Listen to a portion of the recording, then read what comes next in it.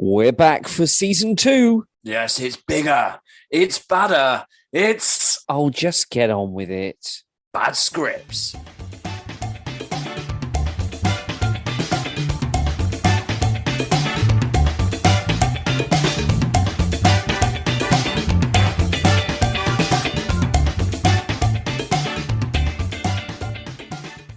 Hello and welcome to episode 2 of season 2 of the Bad Scripts podcast, The Last Resort. I'm Steve Jones and I'm welcoming once again my best friend in the world, your favorite podcast host. Put your hands together wherever you are in the world now for Mr. Mike Garlia. Hello, Mike. Wow, that was very breathy. That was a breathy introduction there, Steve. And do we need to give people instructions to put their hands apart or together? Just so because I'm imagining lots of people with their hands together right now. I figured if they put their hands together and they made the noise, they'll realize it's just listening. It's just repeat said action. Keep your hands together. If you're listening to this while driving, please don't do that. Just we have to say that for legal reasons. But hi, Steve. Lovely to be here for week number 2 of episode 2 of Last Resort. And it got me thinking as well around, we talked, Ali was on the show recently and she talked about nostalgia and thinking back and stuff. And you know what? That resonated with me. And I've been thinking back too. And you know what, Steve? One question I've never asked you in all our years of friendship. Oh, yeah? And what is that? I will judge you on the answer to this one, but were you a BBC kid or an ITV kid growing up? See, I was a bit of a TV slut. I watched whatever. So I like the BBC. Yeah, I could get down with the Broom Cupboard and Live and Kicking, but I also liked a little dabble in the old Wackaday and the Get Fresh or whatever it was at the weekend on Saturday mornings too. So for our international audience, I think we're going to have to explain what these shows were then, Steve, because that sounds really weird. You were a TV slut in the Broom Cupboard. Sounds really wrong when you put that statement together. So yeah, I'm not going to explain everything about the Broom Cupboard. If you want to know what the Broom Cupboard was, Google is your friend. Go and look for the Broom Cupboard. I am more than happy to. So this was a guy that presented from a cupboard with a hand puppet called Gordon the Gopher. It wasn't weird. It was in context. And the other said you're talking about Funhouse. You're referring to Funhouse? No, I was talking about Saturday mornings, Neil Buchanan, all the others, Gaz Top, all of the Ghost Train. Do you remember Ghost Train?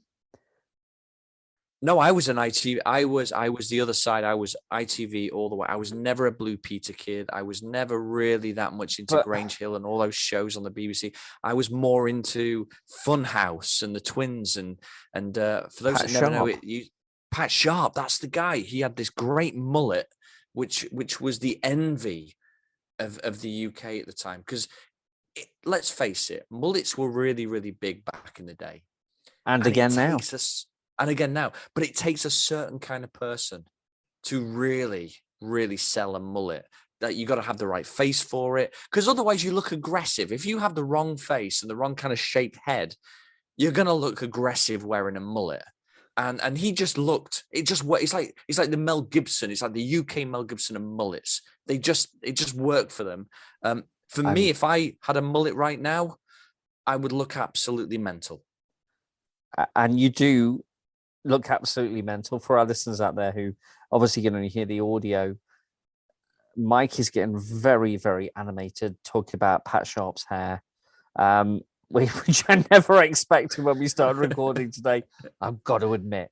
So, it's a whole lot of fun. There's prizes to be won. It's a real wacky show where anything will go. So stay tuned, stick around, because we're back with another installment of The Last Resort. So we just going to recap on where we were so far on season 2.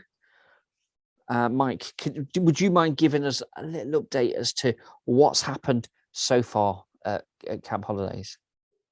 Of course I can, yes. So what's happened so far is it is the start. Well, it's the pre-season preparation. We've got some old faces back in. I think Kelly has made her mark in terms of her intentions as a supervisor in the resort as well. And we've had a run-in with Bernie, the animated entertainment director, entertainment programmer, who's gate crashed this meeting with our lead characters, trying to pitch to Glenn, and stolen the show, and now seems to have a little bit of power, but has probably upset the management. And I think that's pretty much where we are right now, isn't it? Well, it is, and let's not forget our old favorite characters, Dan and Adam and Robin. All's not well amongst the ranks there. There was a little bit of tension in their rehearsal as well, which was the first thing that we came back to on the show. So there's a lot going on, and we're very early on in the script, so we're not giving a lot away at the moment. But you can tell we're back in, and things are gonna kick off soon. So I think it's well worth sticking around. Mike, shall we just dive back in there and give the people what they want and let them hear what's happening over at Camp Resorts? Kick us off, Steve. Kick us off. Exterior, front entrance, morning. A large sign looms over the security cabin at the main entrance, reading, "Welcome, loyal guests." There are a steady stream of cars lined up waiting to be let in as the security team work busily checking IDs and memberships. Welcoming guests are 3 new CampCoats, Hayley, Ali, and Paula. One is clearly very enthusiastic and happy. I can't believe we're finally opening. This is so exciting. What are we meant to be doing? Kelly just said to smile and wave. Look happy. I feel stupid. Everyone is just staring at us. Of course they are. I remember being a little girl in the back of my dad's car and seeing the CampCoats for the first time. It was so magical. You're quiet, Paula. I was just thinking, do we look like those idiots from the commercial? Isn't that the point? If I'd known I'd be standing out here in the cold, waving down cars, I would have brought me fur coat and knee-high boots. Well, at least you've kept your knickers on. Both girls laugh out loud as another car turns into the entrance and beeps its horn. Keep waving, girls. First impressions is everything. Hayley is jumping up and down with sheer glee and delight as she walks to the car and hands them a camp schedule. "You one of them, aren't you?" Hayley walks back and waves at the family. One of what? Someone's just happy with life. I'm an internal optimist, but it's just ever since I was a little girl, I've just always wanted to be a... Stop. If you finish that sentence, I'll literally throw up. Hayley smiles in mock defiance. CampCoat. Paula feigns being sick as Ali laughs, and Hayley quickly follows suit. So why are you here? It's a job. And it's better than being on the streets. The 3 girls laugh again. We better get back to it. Management could be looking on. A young security guard walks past and smiles flirtatiously at the girls. Hayley doesn't notice, but Ali and Paula smile and wave back. They spot each other and giggle. Dibs. We'll see. As they laugh again, the girls hear a small voice speaking to them in a southern Dorset accent. They spot a smiling woman in a motorised scooter looking up at them. "Well, are you going to let me in or not?" Hayley quickly jumps into a full and incredibly enthusiastic CampCoat welcome. Hello there, and welcome to Camp Holidays. My name is Hayley, this is Ali, and she is Paula. What can we do for you today, madam? Margaret smiles deviously.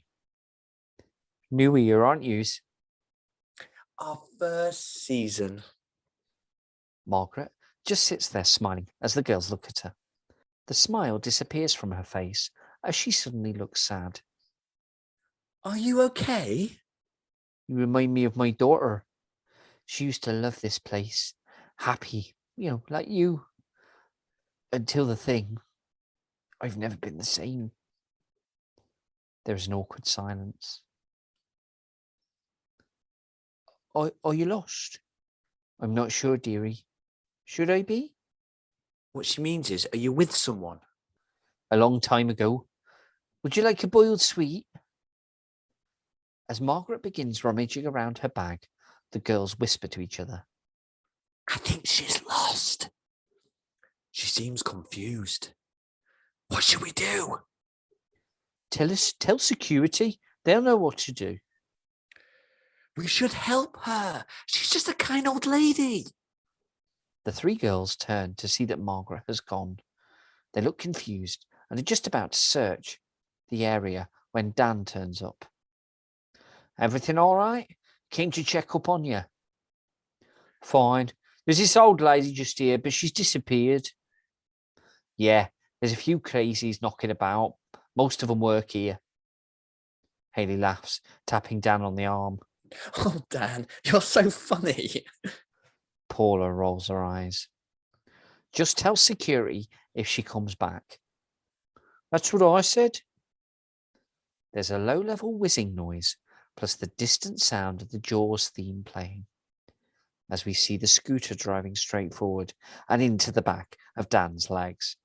Nearly knocks him over, but he doesn't turn. Look out! There she is! All right, Margaret. The girls look surprised as Dan picks himself up and turns to face her. Ooh, Dan the man, come here, handsome, and give me a kiss. Dan leans in and hugs her. She then unzips her jacket to reveal a picture of Dan's face on her t-shirt. It's badly misshapen. Have they got you sorted? Not yet. These newbies aren't clued up yet.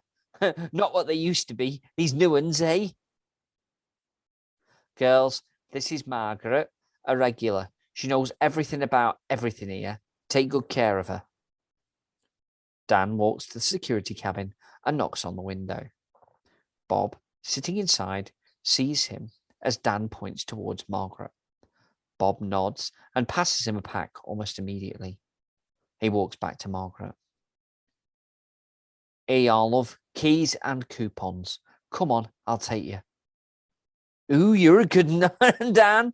I'm sorry. We thought she was lost, and well, she was sad. She lost her daughter. Daughter? You don't have kids, Margaret. Margaret smiles. Margaret is a proper wind-up merchant. Take most things with a pinch of salt. The girls all nod their heads as Dan and Margaret leave. Oh, remember to keep waving. Kelly's on the prowl. What? What's that tart doing back? I'll tell you later, love. Whew, that was a hard scene, fella. What were we thinking there, writing all those different voices? Yes, I know. I think it's hard trying to differentiate yourself between the characters. You had a hard job, mate, but again, you've got it easy because it's Margaret, which is Dorset, Dan that's Mancunian, your narrator's normal, and Paula's from Birmingham. I don't know what the problem is for you. I had to do two girls in that scene and differentiate them with the same accent. Well, let's say I just like to test myself. That's the thing. I'm a God loves a trier and all that. I couldn't help smiling when I heard Margaret's voice again, and and as we were writing, obviously I kept that voice inside my head, and we've written it in that kind of way. But I just think she's just one of these, she's obviously trying to wind up the CampCoats and and just play games with them a little bit. Do you think that's the right thing to do? Would that be normal? Would that really happen in real life? Well, I mean, I can genuinely remember some of the regular families were great wind-up merchants because they saw you as family, as friends, as as part of the furniture. So they would happily wind you up. And it's, you know what? I almost think that if they weren't winding you up, then they didn't like you. It's that sense that it's a very working class thing, isn't it? The meaner you are to somebody, the more you like them. Whereas if you're polite and nice to them, then you don't like them. Yeah, I remember that only too well. I never really got a lot of families liking me for some reason. I don't know. It's probably a regional difference, or an accent, or because I was good looking and young or whatever. But I'm only kidding. I'm only kidding. Well, so sorry, go on. No, go on. I was going to say the narcissism does put them off a little bit, but we'll let that go. Don't worry, it's fine. Don't forget sociopathic narcissist. Okay, let's just keep that in the forefront of our minds. Which means I don't like looking at myself in the mirror, but I love talking about myself constantly. Anyway, Psychology 101. So we've introduced three new CampCoats, all female: Ali, Paula, and Hayley. And I think this is something really important because, as is the nature of the beast with these kind of jobs, that every year there will be a fresh intake, fresh meat, and ambitious young people coming into the fray. So we didn't see much of that in season 1 because it was a big refresh and everybody was new. The only people that were returning tended to be those that were in management roles. So we were aware that both Mark and Wayne had previously been CampCoats. And had obviously obtained management positions in previous years and what have you. But this is the first time we're actually seeing now there's almost like a hierarchy, and those that have been there before and know what they're doing, as we saw with Dan there, and the newbies who've been given a reasonably straightforward duty for their first shift to welcome some of the regulars back to sort of the preview weekend. We often say, especially when you go into that environment for the very first time, and every single guest we've had has all spoke about this, is you make the best friends in your first season. And we met in our first season, we became best friends. And every other season after that, you become jaded with new faces coming through. It just becomes one of those things, as you said, fresh meat. And that's normal. And it's just that whole, you come in with this sense of unknown. And then after your first season, you kind of know what's going on if you do come back, but you never quite forge the same relationships as you do in your first year. So for Hayley, Ali, and Paula, I'm actually quite excited to see where their stories take them because they are so new. And we see Hayley, she's very excitable. She's clearly excitable on that one. How would you describe Ali and Paula? Paula seems quite like, whatever, mate. That really kind of, I can't do with this high energy people. She's very, I imagine she's got a great sense of humor and she's obviously got this job, but I have a feeling like she's got a very dry sense of humor and she's not acting with the same energy levels that we're seeing from Hayley, because I think Hayley's on that whole upper level that you need to operate at to some extent when you're performing like that. But she's like that all the time, even when she's talking to her colleagues.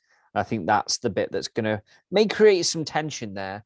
And it'd be interesting to see whether or not Hayley maintains that level of enthusiasm throughout the season.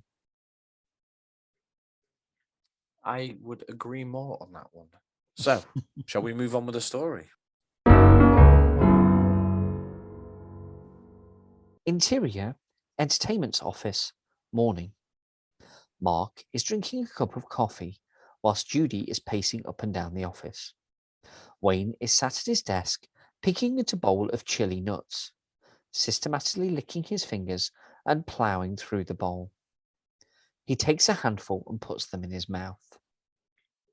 Don't you agree, Wayne? Wayne looks up and tries to speak through the mouthful of nuts. He breathes in and chokes a little before spitting the rest back into the bowl. He puts the bowl down. You've often done there, Steve. Have you had many experiences of trying to breathe through a mouthful of nuts before choking? Sorry, I know we wrote this, but still, it doesn't sound right when you say it. One thinks that it may have been slightly intentional and a little bit tongue in cheek when he does it, but yes, I have choked on a mouthful of nuts before and had to spit them out.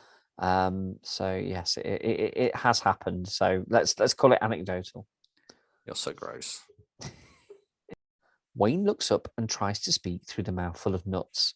He breathes in and chokes a little before spitting the rest back into the bowl.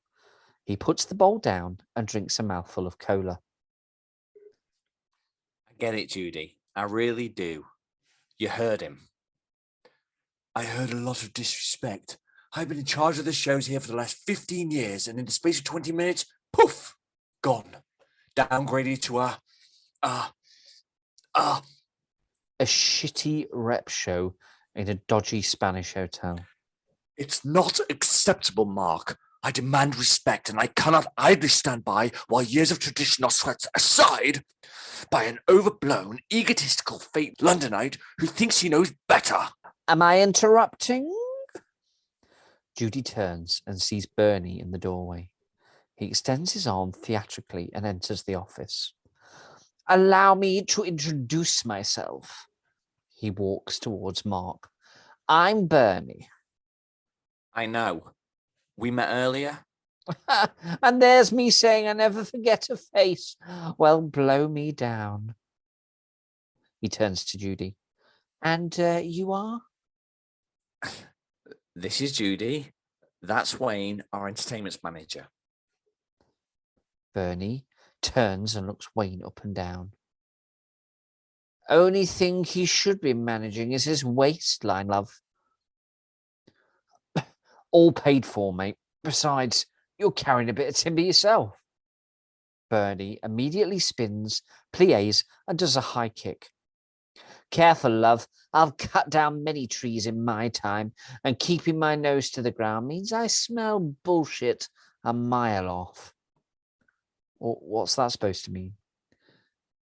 Keep going, sweetheart. Then you'll find out. Mark stands between them to defuse the situation. Have you got settled okay, Bernie? It'll have to do. I mean, it's not the Ritz around here. As egotistical fake Londonites are used to something a little more upmarket. There's an awkward silence as Bernie glares into Judy. Look, I'm not here to make friends. I'm here to make art and put on a show. To drag this backwater, irrelevant, shitty camp out of the swamp. You have a problem with me or with that? Take it up with Glenn and keep out of my way. The best you can do is get on board the Bernie train, or I'll leave you behind. Bernie walks to the doorway, stopping as he sees the nuts. He reaches down, taking a handful. Mark steps forward. Bernie? Judy stops him as Bernie turns back. Now, Mark, we heard Bernie. Mustn't get in his way. Bernie smiles. Good. I like a quick learner. He winks at Judy as he throws the soggy nuts into his mouth and begins chewing. He exits the room as Alan walks in. Glad to see you all getting on. Just a quick one, Mark. Are we all set for the event? Sorry, that is me as well. I'm sorry, yeah. I keep forgetting. I'm talking to myself. Sorry. It's because I keep forgetting and I'm just listening to you. Okay, I'll carry on. The event? A religious festival. Ah, yes, of course. Mark walks to his phone and lifts the receiver. Karen, can you pop in for a second? Yes. Everything's okay? No, you're not in trouble.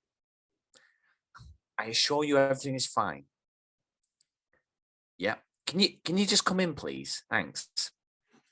Mark puts the handset back down.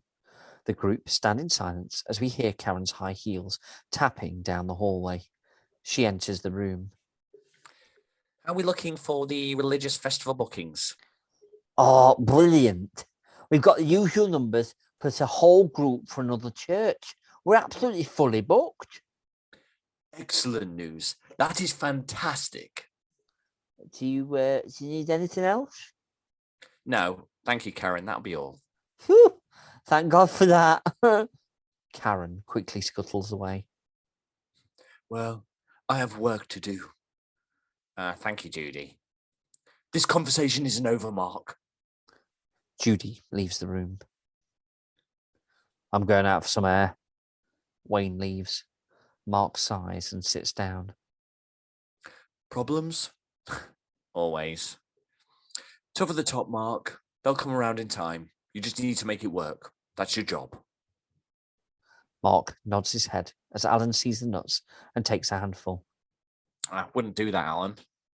Alan sees they are on Wayne's desk and drops the nuts back, taking out his hanky and wiping his hand. They're a bit sweaty, these nuts. Mark stands up and takes the bowl away. You don't know the half of it. He throws the whole bowl into the bin. Okay, so bit nut heavy, that scene, really, isn't it? What were we thinking? Heavy. Sweaty nuts? I mean, really? I know. We've gone. Is it? Do you know? I think we've gone. Okay, shamefully, we've gone for the lowest humor here. We've gone for the lowest possible humor of trying to make jokes about a bowl full of nuts. And do you know what? I don't care. Unashamedly, I don't care. I like that kind of humor. You know, the basest humor is often the funniest, and when people claim it isn't, I just think that's just a little bit stuck up. So you know what?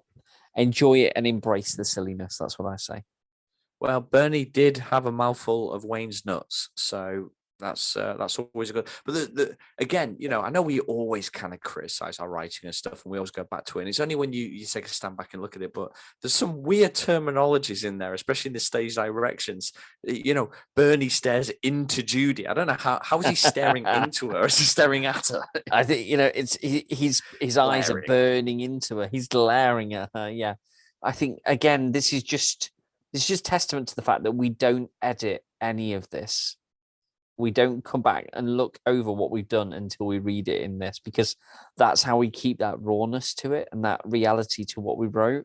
I think eventually, if we ever do edit all of this and try and you know, make this as a show, that will happen.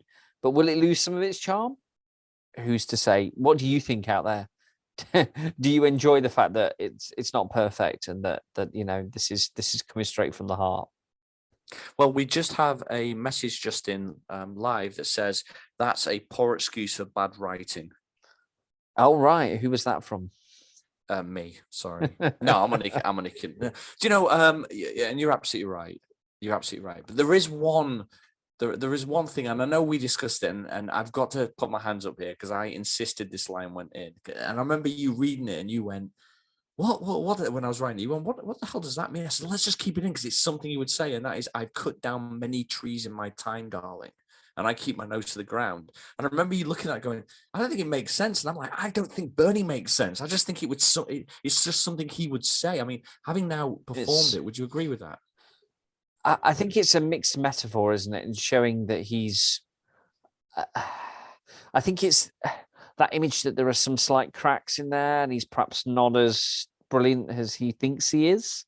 So he sees himself as this guru, this musical maestro, this theatrical lovey, but actually he's perhaps not as smart as he makes out. And it's the little things like that that maybe give him the kind of element of idiocy that perhaps leads to a little bit more of an interesting character.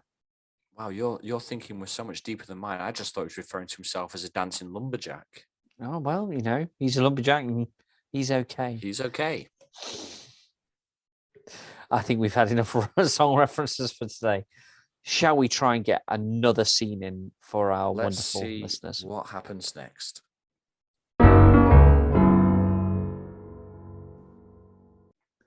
Interior, Kelly's chalet, day. Kelly has just finished getting dressed and is applying some eye makeup. Her chalet is adorned with the usual pink and white decor from the previous season. There is a knock at the door. Kelly sighs, walking over to answer it. Wayne is stood at the entrance. Hi. All right? Hi. Everything all right? Yeah, just wanted to see how you are. Not seen you much recently.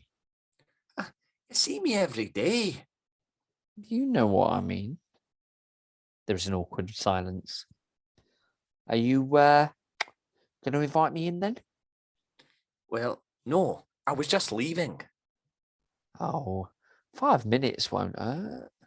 I will if I'm late. I'm the boss. I think I can allow it this one time. Wayne steps closer to Kelly. Kelly steps back, retreating from his advance. As Wayne takes this as a sign that she's letting him in, he walks into the chalet and closes the door behind him. Kelly walks back to the mirror to continue doing her makeup. Wayne looks around the room. Very, pink? My favourite colour. Good to know. Wayne walks behind her and wraps his hands around her waist, his belly now pressed against her back. Kelly continues with her makeup routine. Kelly smiles, slightly grimacingly. Wayne. Kelly wriggles a little to break free, and Wayne lets out a little grunting sound. He smiles and looks down. Now look what you've done. Wayne stands back and looks on. Oh, come on. Wacky Wayne wants to play. Kelly turns around and looks at Wayne.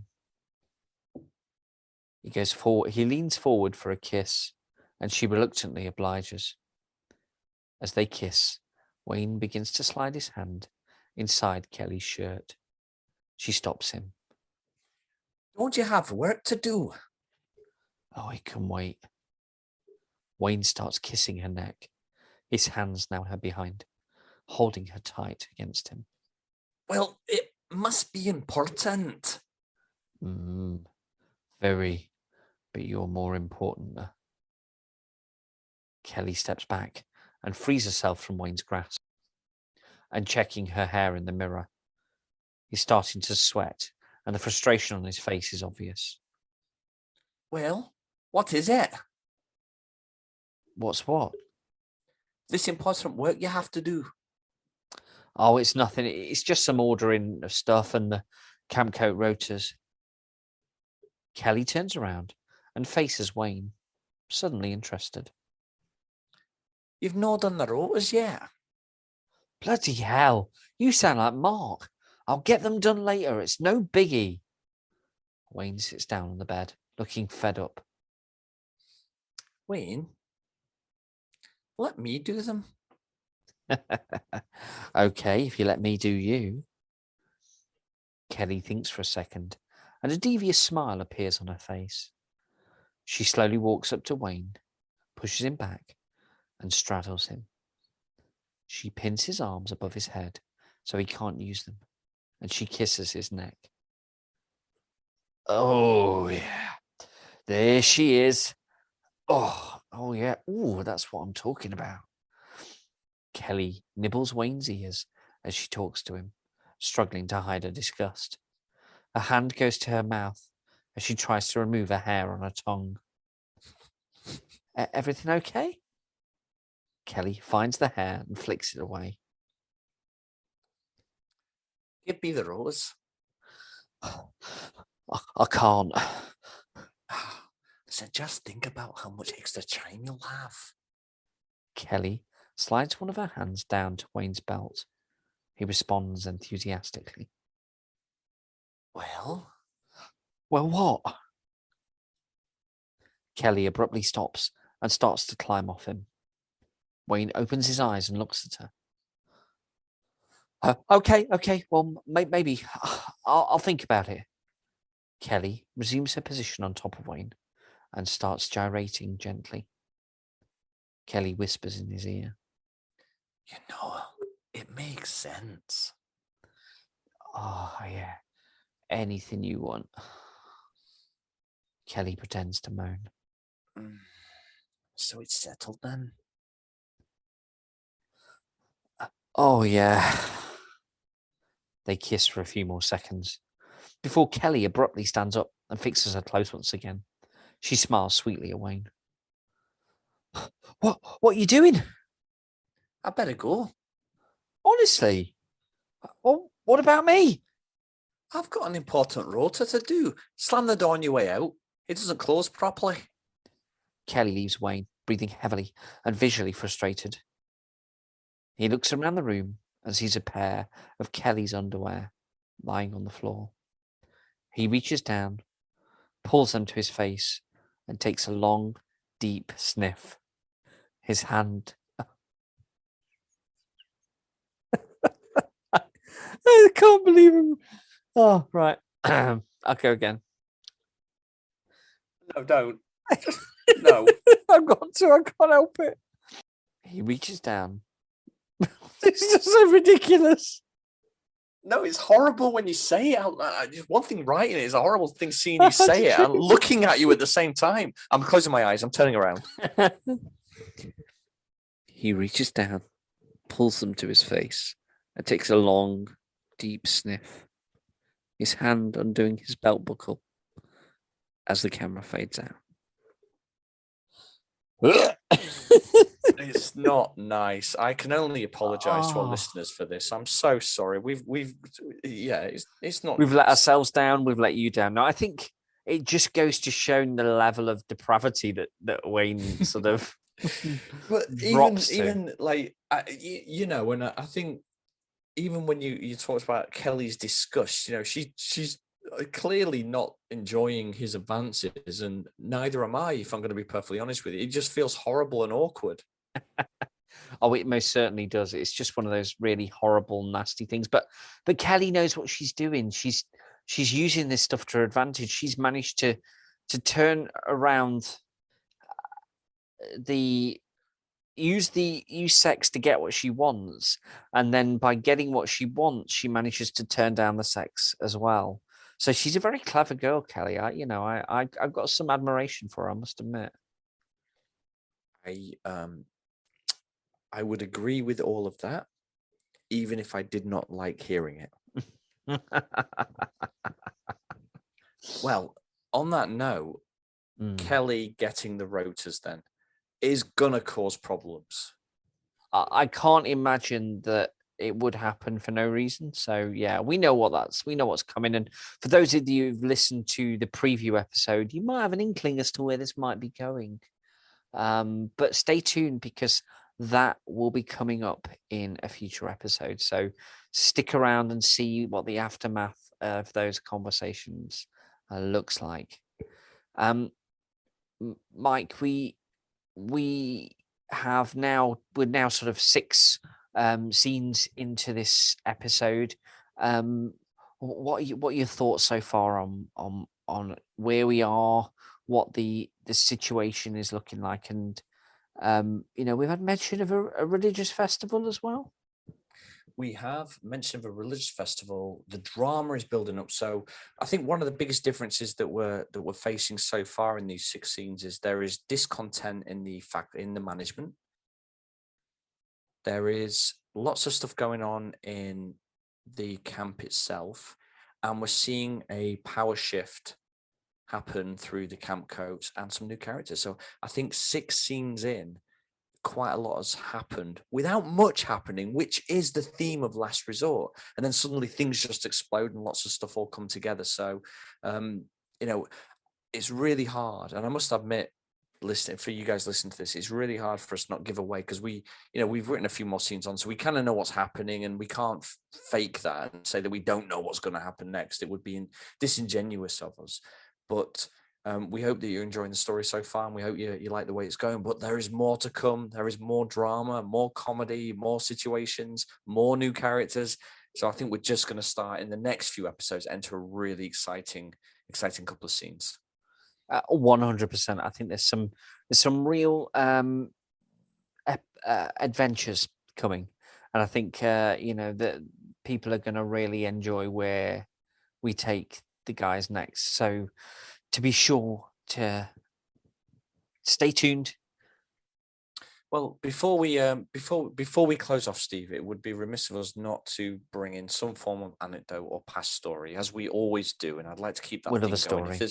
If there's any more, so my question for you is: the situation Wayne finds himself in, he's being manipulated. Now, okay, he's come on to Kelly, and he deserves it. But he is also then being at the same time, she takes control, she takes power.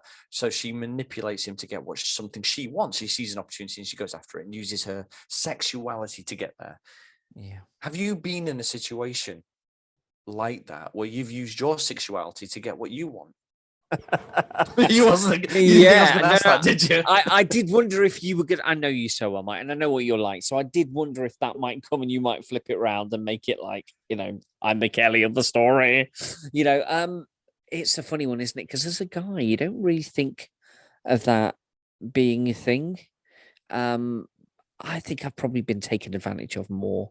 So I think I've probably been more in the Wayne scenario where I've been a bit of a lost puppy when I was younger and been sort of, run around and behaved, like a lapdog.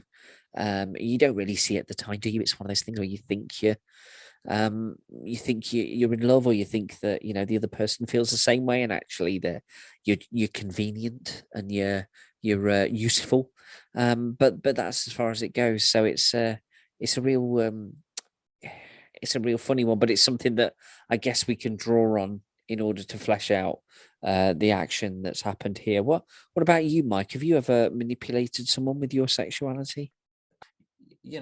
But I think there was a time where, I think I, like you, have run around and, you ask someone out and they say no to you, so you go ice skating instead, and, is manipulated in that way. That's probably the closest example I've got to that situation. Well, I mean, it's not like you've ever, taken a girl down to the beach and told her that you might be in love with her, even though you weren't. At least you can hold your head up high and say that. I suppose that's the main thing. That was something I wasn't expecting you to talk about right there, and that was alcohol induced, as you well know. And I felt that terrible. Doesn't matter. There's no excuse for it. Alcohol is a reason, but it's not an excuse. That's what the North Sea and sand does to a person. So, just pulling it back into the story then, because I'm sure people will be divided on this in the way we've written, especially nowadays. Do we think, it's in keeping with Kelly and Wayne's character, but do you think Kelly was right to do that? Well, I mean, Kelly has her own set of rules, doesn't she? In my mind, Kelly justifies her actions to herself. So she's the hero of her story, as far as she's concerned. She's a strong, independent woman. She goes out and gets what she wants, and she will not be walked all over. She will not be told what to do. She is very much the master of her own destiny, or even the mistress of her own destiny. So I think that she sees it as a means to an end, and she sees him as fair game. I think that she's got what she wants, however she's wanted it, but I would say there's probably a sense that she's in a bit too deep with Wayne, that I think she just probably wants him to go away, and he's not going to. He's kind of latched onto her, and maybe and we haven't written this in, and we've never spoke about it, but maybe there is a subconscious sense that, oh, you kind of owe me one a little bit. So it gives me the right to just turn up at your chalet unannounced after getting, insulted by Bernie, because my self-esteem is quite low. So I want to build myself up by coming to you. And I think that's really what that's all about, isn't it? It is. Well, I think there's layers to it, because I think that Wayne, essentially, he does like her, and he likes liking her, and he likes to think that she likes him. So he wants sort of that relationship, like you say, it's that validation of his importance, that feeling of his, that I've still got it, in inverted commas. So I think there's definitely elements of that coming in. I think he's less manipulative than she is, because, like you say, I think he does feel like he's got her the job, but he got her the job for his own reasons. I don't think he's necessarily saying you owe me one. He's got her the job as the supervisor because it kept him closer to her. She was then working alongside him, so he has almost ready access to her, and she's definitely around. He just wants to keep her close to him, and so by getting her the supervisor job, she's working in the same office as him, so she's not even out and about being a CampCoat. She's literally there on his proverbial lap, and that's what he'd hoped for. So it's not so much as him owing her something. I think the other way around. Not her owing him anything. I think it's more a case of he wants her close by. He genuinely wants to be with her, but she sees that as an opportunity to push on and develop her standing in the company because she's got a clause into him. I don't know if you agree or not. I can honestly say thank you for that, because I never even thought about any of that. I think it comes out quite organically, but no, you've obviously given a lot of thought to it, and it's I think something for me to muse over as we continue on with the show. Absolutely. So if you want to hear more, if you've enjoyed what we do, then make sure you give us a shout out, share, like, subscribe. You can listen to us on anywhere you get your normal podcasts. We're also available on YouTube, and hit us up on our socials. We're available on Instagram, on Twitter, Facebook, anywhere where you can find social networks. So make sure you check us out as soon as you can. So until next time, we're going to say a big goodbye again. And as always, Mike, I want you to lead us in or lead us away with your thought of the week.